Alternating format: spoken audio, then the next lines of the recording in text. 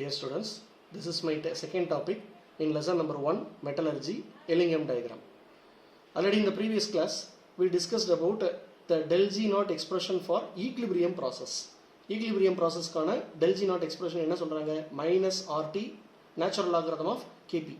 Kp means equilibrium constant with respect to partial pressure.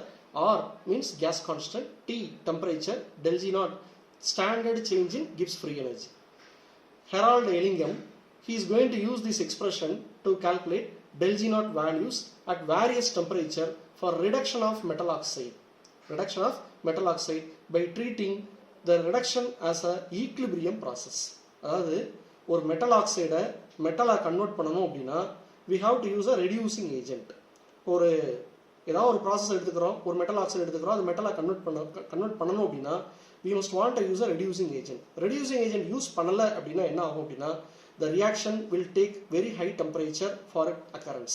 அப்போ அதிகமான temperature எடுக்கும்போது என்ன ஆகும் அப்படின்னா del G naught வேல்யூ வந்து நமக்கு பாசிட்டிவ் நெகட்டிவ் ஹைலி நெகட்டிவாக கிடைக்காது. del G naught value large நெகட்டிவாக இருந்தால் ஸ்பான்டேனியஸாக இருக்கும் அப்படிங்கிறது நம்ம ஏற்கனவே பார்த்துருக்கோம்.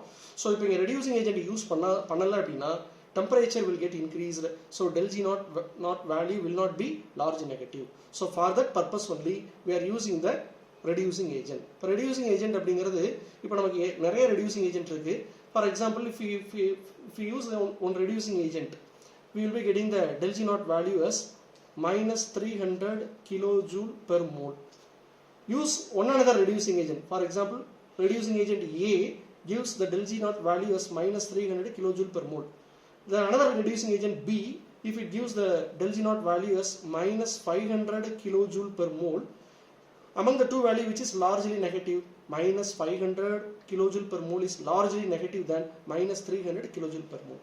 So among the reducing agent A and B, which will be the best reducing agent here? B, because since its value is largely negative, the B will be the apt reducing agent in converting the metal oxide into metal. இந்த மாதிரி தான் என்ன பண்றோம் அப்படின்னா பண்ண போற Ellingham diagram we are going to select the reducing agent by having the del G naught value. By referring the del G naught value, we are going to select the apt reducing agent for converting the metal oxide into metal. இப்போ இது பார்க்கறதுக்கு முன்னாடி இவர் என்ன பண்றாரு அப்படின்னா he is taking a plot. He has drawn a plot by considering the temperature in the x axis. For example, ஒரு graph draw பண்றோம், x axis, y axis அப்படின்னு சொல்லிட்டு in x axis he is taking temperature in terms of degree Celsius and standard free energy change for the formation of metal oxide. Formation of metal oxide. Standard free energy change for the formation of metal oxide. Metal oxide form ஆகணும் அப்படின்னா எப்படி இருக்கும் reaction? Metal plus oxygen gives metal oxide. Metal oxide formation means it is nothing but an oxidation reaction. It is nothing but an oxidation reaction. So for the oxidation reaction, he took temperature in the x-axis and del G naught change in standard free energy along the y-axis. அப்படி எடுக்கும்போது he acquired the resultant plot is a straight line with del S as a slope and del H as the y-intercept. அப்ப straight line அப்படின்னா என்னது? Y is equal to mx plus c. So I am going to calculate the del S, del H ங்கிறது எதை relate பண்ணிருக்குன்னா நமக்கு del G naught calculate பண்ணணும் அப்படின்னா we have to rearrange this equation. இது நம்ம last கிளாஸ்ல பார்த்தோம் del G is equal to del H minus T del S அப்படின்னு சொல்லிட்டு if you want to calculate del G naught, I have to rearrange this equation in the standard state. Del G naught is equal to del H naught minus T into del S naught. I am going to calculate del H naught, so I am rearranging this first equation. So I will be getting the second one as del H naught is equal to T into del S naught plus del G naught. இப்போ இதில் பாருங்க நமக்கு straight line equation மாதிரியே இருக்கும். இப்போ ஒய்ங்கிறது del H naught, இதில் X அப்படிங்கிறது X ஆக்சிஸில் என்ன இருக்குது? டெம்பரேச்சர் இருக்குது. எம் அப்படிங்கிறது ஸ்லோப் வந்து நம்ம என்ன வச்சுக்கிறோம் அப்படின்னோம்னா எம் வந்து ஸ்லோப், del S நாட்டுங்கிறது ஸ்லோப் அப்படின்னா இந்த எம்ங்கிறது ஸ்லோப்பாக வச்சுக்கிறோம். அண்ட் சியோடைய வேல்யூ வந்து நம்ம del G naught வந்து சின்னு சொல்லி கன்சிடர் பண்ணிக்கிறோம். So this is the straight line equation. இப்போ இதை தான் வந்து இங்கே Ellingham diagramல வந்து கொடுத்துருக்காங்க. See here, x-axis fully they have taken temperature in terms of degree Celsius. Along the y-axis, del G naught is equal to RT natural logarithm of partial pressure of oxygen.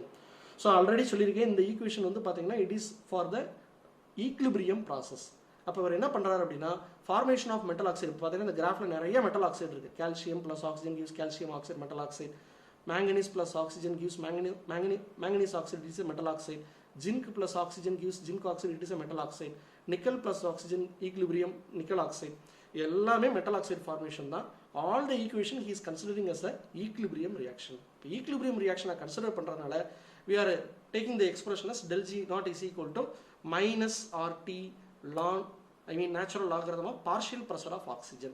அது என்ன partial pressure of oxygen அப்படின்னா, see here, let us take the one equation, copper plus oxygen equilibrium copper oxide. Here copper is a solid, oxygen is a gas, copper oxide is once again it is a solid. அப்போ இதில் வந்து பார்த்தீங்கன்னா அந்த ரியாக்டன் ரெண்டு ரியாக்டன் இருக்குது, ஒரு product இருக்குது. இந்த ரெண்டு ரியாக்டன் ப்ராடக்டில் கேசியஸ் ஃபேஸில் இருக்கக்கூடிய ஒரே சப்ஸ்டன்ஸ் பார்த்தோம்னா ஆக்சிஜன் தான். அப்போ ஈக்லிபிரியம் கான்ஸ்டன்ட் நம்ம கேபி வேல்யூ கால்குலேட் பண்ணணும் அப்படின்னா, ஃபார் எக்ஸாம்பிள்